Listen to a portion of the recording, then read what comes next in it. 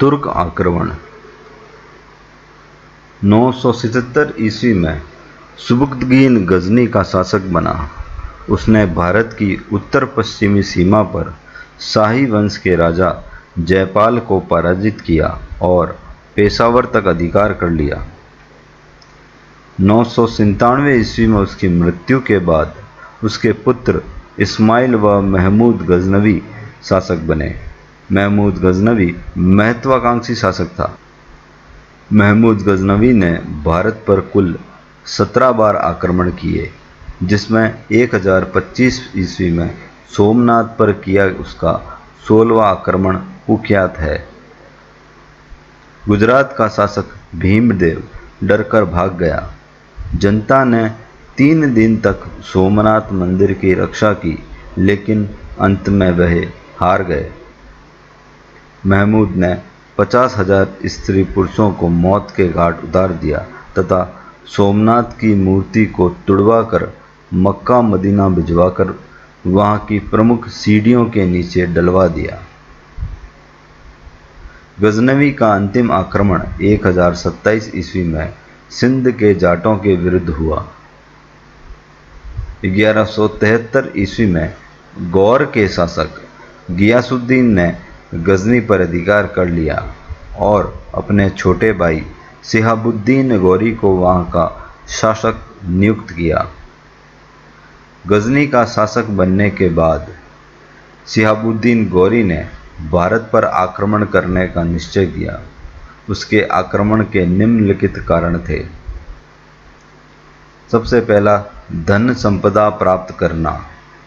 दूसरा, साम्राज्य विस्तार की महत्वाकांक्षा। तीसरा, पंजाब में गजनी व मुल्तान में इस्माइलियों की सत्ता को नष्ट करना। चौथा, इस्लाम धर्म का प्रचार करना। पृथ्वीराज चौहान तृतीय शासन वर्ष 1177 से 1192 ईस्वी। पृथ्वीराज चौहान का जन्म 1166 ईस्वी में हुआ तथा अपने पिता की मृत्यु के बाद 11 वर्ष की आयु में 1178 ईस्वी में वह अजमेर का शासक बना। उससे पूर्व उसकी मां कर्पूरी देवी ने प्रधानमंत्री कदम्बवास व सेनापति भुवनमल की सहायता से शासन संभाला था। पृथ्वीराज ने शासक बनते ही दिग्विजय की नीति अपनाई, जिसके 3 कारण थे।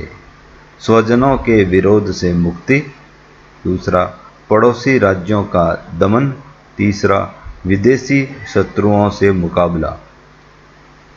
पृथ्वीराज चौहान की विजय। पृथ्वीराज को अल्पवयस्क जानकर उसके चाचा अपर गांगेय ने विद्रोह कर दिया। पृथ्वीराज ने उसकी हत्या कर दी, लेकिन अपर गांगेय के छोटे भाई ने विद्रोह जारी रखा और गुड़गांव पर अधिकार कर लिया।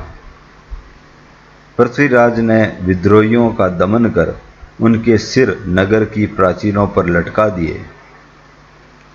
1182 ईस्वी में उसने गुड़गांव व हिसार की बंडानक जातियों का दमन किया।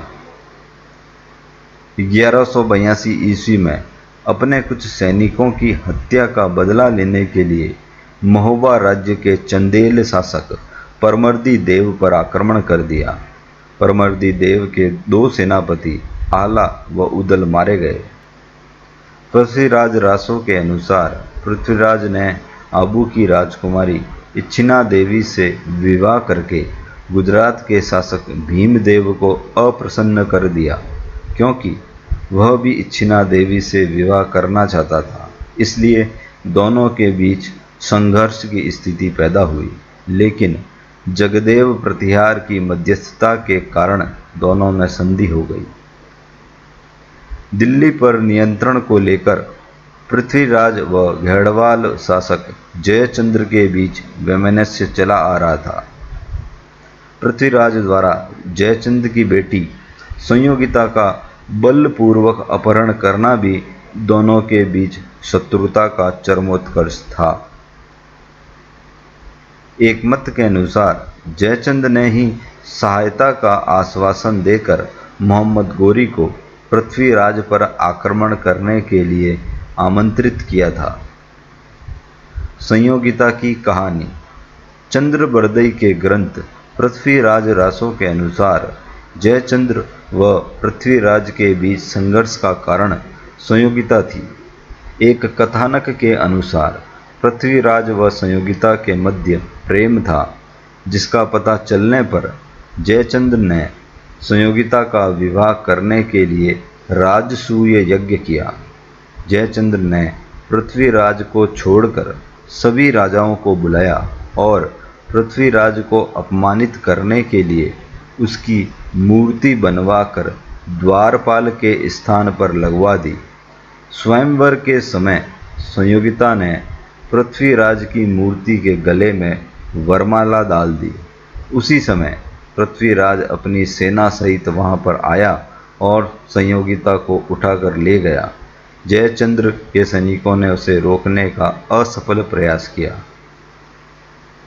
डॉक्टर दशरथ शर्मा ने दी चौहान डायनेस्टीज में संयोगिता की घटना को ऐतिहासिक तथ्य स्वीकार किया है। पृथ्वीराज चौहान और मोहम्मद गोरी के बीच संघर्ष।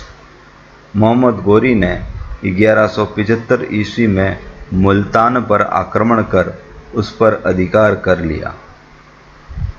पृथ्वीराज रासो के अनुसार पृथ्वीराज ने गौरी को 21 बार पराजित किया तथा हमीर महाकाव्य के अनुसार उसने गौरी को 7 बार पराजित किया।